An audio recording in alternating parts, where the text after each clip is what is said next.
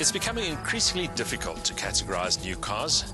In the old days, we really only had sedans, hatchbacks and station wagons. But these days, the list is getting longer by the minute. We have SAVs, SUVs, crossovers, MPVs, and a lot more. Take the vehicle behind me, for instance. It's called the Audi A4 Allroad, and it really is a crossover between estate cars on the one hand and soft roaders on the other. So it has the elegance and the practicality of an estate, but it also has the robust looks and the all-terrain capability of a soft roader.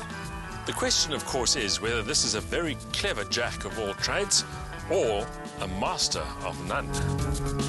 In a normal A4 Avant, we would shy away from anything but tar roads. But as the Allroad nameplate implies, Audi's latest crossover isn't scared to roll up its sleeves and to tackle rougher, tougher surfaces.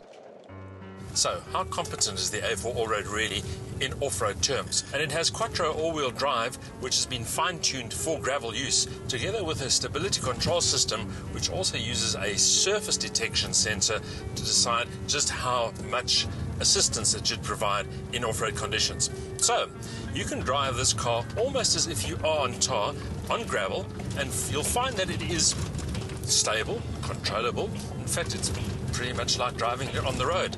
Of course, it has its limitations. You've got to be careful that you don't try and tackle roads that are too tough and too rugged, because that ground clearance just is not quite as good enough as it would be in an SUV.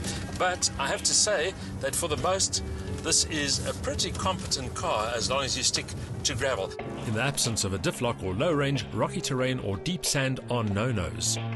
This particular test car runs on an 18-inch wheel option, which frankly isn't the best for this particular application. Of course, the standard version runs on 17-inch wheels, and the slightly higher profile that the tyre has as a result is just that little bit more forgiving when you start driving off-road. So from my point of view, if you are going to be doing a lot of gravel, you should stick to the 17-inch wheels. Admittedly, the larger 18-inch versions fill the wheel arches more effectively, and the fatter, lower-profile rubber benefits on-road composure. But the Allroad deserves to traverse more challenging terrain than the odd urban curb or small holding gravel. It carries its dusty coat like a badge of honor, and the stronger lines of the uniquely adapted single-frame grille add further visual appeal. I've always liked the clean and elegant lines of the Audi A4 Avant, but in all-road trim it gets a bit more visual muscle. The main reason for that, of course, these contrasting mouldings over the wheel arches and the bumpers, as well as the scuff plates on the front. And what you don't really see here is the stainless steel underbody protection. The result is a car that certainly looks the robust all-terrain part.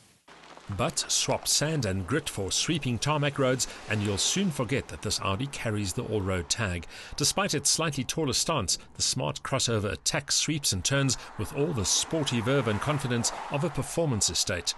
Quattro all-wheel drive is the common denominator, providing balance and composure even when driving with real intent, while the pliant suspension smooths out creases and kinks, yet delivers clear and unambiguous feedback. From the inside, there's absolutely no clue that the A4 Allroad is any different from a normal A4 sedan or Avant.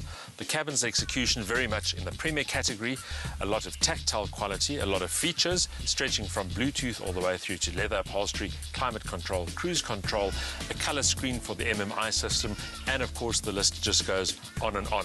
But what this vehicle does have is a lot of space, 490 litres of boot capacity with the seat in place, and if you take that rear seat down, you can have almost 1,500 litres of cargo space. Just as well then that the Allroad's underpinnings make provision for both sufficient power to create performance appeal and the kind of walloping torque necessary to ensure ample lugging potential.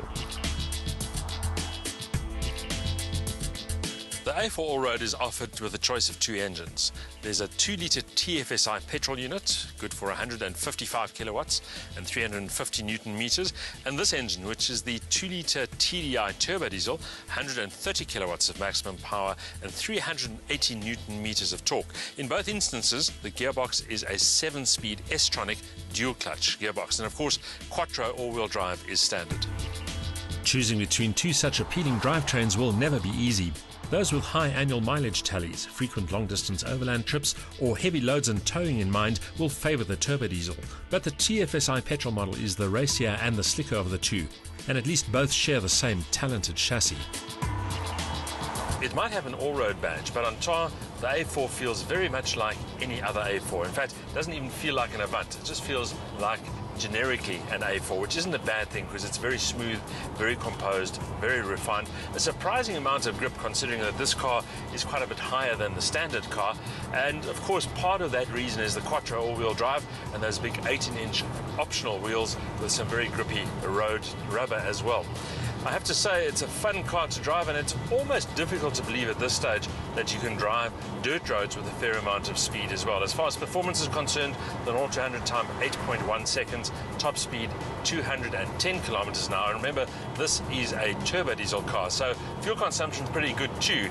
They're quoting 6 liters per 100 kilometers, open road 5.4 liters per 100, which means that with 60 liters of diesel to work with, you could drive this car for more than 1,000 kilometers.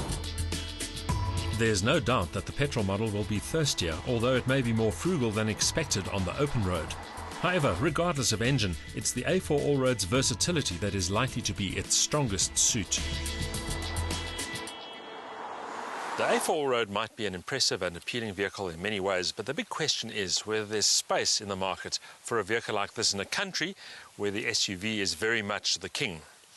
The main USP, of course, of the Allroad is the fact that it combines the attributes of several different vehicles. It still has that elegance and the presence, and of course also the comfort and the car-like characteristics of an Avant.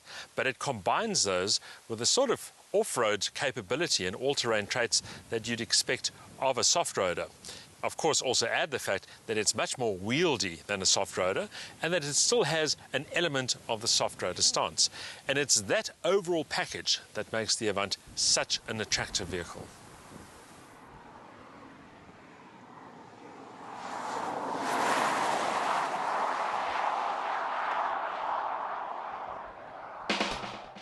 In 2-litre TDI, guys, the A4 Allroad has ample power and huge dollops of torque to play with, ensuring plenty of dynamic appeal. Add the class and luxury of a typically Audi cabin and you have the makings of a real winner, as long as you keep the bundu bashing mild. Why would anyone prefer a compact SUV anyway?